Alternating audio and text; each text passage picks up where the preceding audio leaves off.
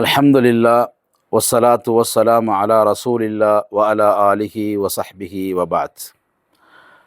அன்புக்குரியவர்களே, அல்லாஹ்க்கு சுப்ஹானஹு வ தஆலா சூரத்துல் பக்கராவில் 183வது வசனத்திலே நோன்பு சம்பந்தமாக சொல்லுகிறான். குதிப அலைக்குமுஸ் ஸியாமு, நோன்பு கடமையாக்கப்பட்டது என்பதை அல்லாஹ் சொல்கிறான். இது யாருக்கு சொல்கிறான்னு சொன்னால், அல்லாஹை நம்பிய முஃமின்களுக்கு அல்லாஹ் சொல்கிறான். யா ஐயுஹல்லதீன ஆமனு, அந்த அல்லாஹை நம்பியவர்களுக்கு அல்லாஹ் சொல்லக்கூடிய ஒரு வணக்கம் இபாதத் என்பது நோன்பாக இருக்கின்றது. இந்த நோன்புடைய முடிவு ஒவ்வொரு முஃமினுக்கும் அல்லாஹ்வுடைய தக்வா, இறையச்சம், பயம், அல்லாஹ் மீது நம்பிக்கை அதிகரிக்கும். வெறுமனே நோன்பு என்பது பசித்திருப்பது மாத்திரமல்ல.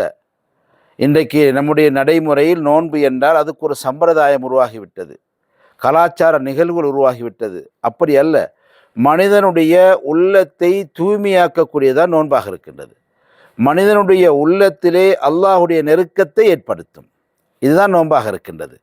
இப்போ பாருங்க, பத்ருடைய யுத்தம் எப்போ நடந்தது? ரமதானில் தான் நடக்குது. ஹிஜ்ரி 2 நோன்பு கடமையாகின்றது. நபிகள் நாயகம் ஸல்லல்லாஹு அலைஹி வஸல்லம் நோன்பு நோக்கின்றார்கள், சஹாபாக்கள் நோன்பு நோக்கின்றார்கள். ரமதானுடைய முதலாவது நோன்பாக இருக்கிறது.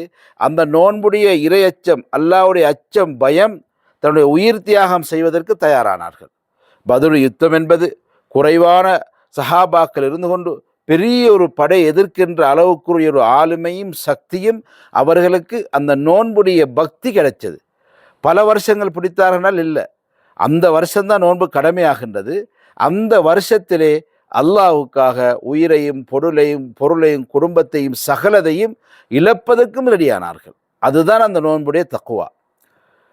நபிகள் நாயகம் ஸல்லல்லாஹு அலைஹி வஸல்லம் மக்காவுடைய வெற்றி அடைகிறார்கள் ஹிஜ்ரி 8. அது அதுவும் ரமதானிலே. சகீஃப் என்று சொல்லக்கூடிய செல்வந்தர்கள், இந்த நாட்டையே ஆளுகின்ற அளவுக்கு ஆளுமை உள்ளவர்கள், அவர்கள் ஹிஜ்ரி 9 நபி ஸல்லல்லாஹு அலைஹி வஸல்லம் வந்து இஸ்லாத்தை ஏற்றுக்கொள்கிறார்கள். அதுவும் ரமதானில். ஆக நபிகள் நாயகம் ஸல்லல்லாஹு அலைஹி வஸல்லமுடைய வணக்க வழிபாடுகளில், சமூகத்துக்கு காட்டிய வணக்க வழிபாடுகளில் ரமதான் நோன்பு என்பது மிகவும் அடிப்படையான ஒரு வணக்கமாக இருக்கின்றது. எனவே எப்படியாவது நோன்பு நோற்ற நேரத்திலிருந்து நோன்பு துறக்கும் வரைக்கும் இந்த நேரத்தை கழிப்பதென்பது கிடையாது. இந்த நேரத்தை பொன்னானதாக ஒவ்வொரு நோன்பு நோக்கும் பொழுது நம்மிடத்திலே மாற்றங்கள் வர வேண்டும். ஹராம் ஹலாலில் மாற்றம் வர வேண்டும். இபாதத்துக்கள் அதிகமாக செய்ய ஆசை வர வேண்டும். தொழுகையிலே பொடுபோக்கு ஏற்படாமல் ஆசை ஏற்பட வேண்டும்.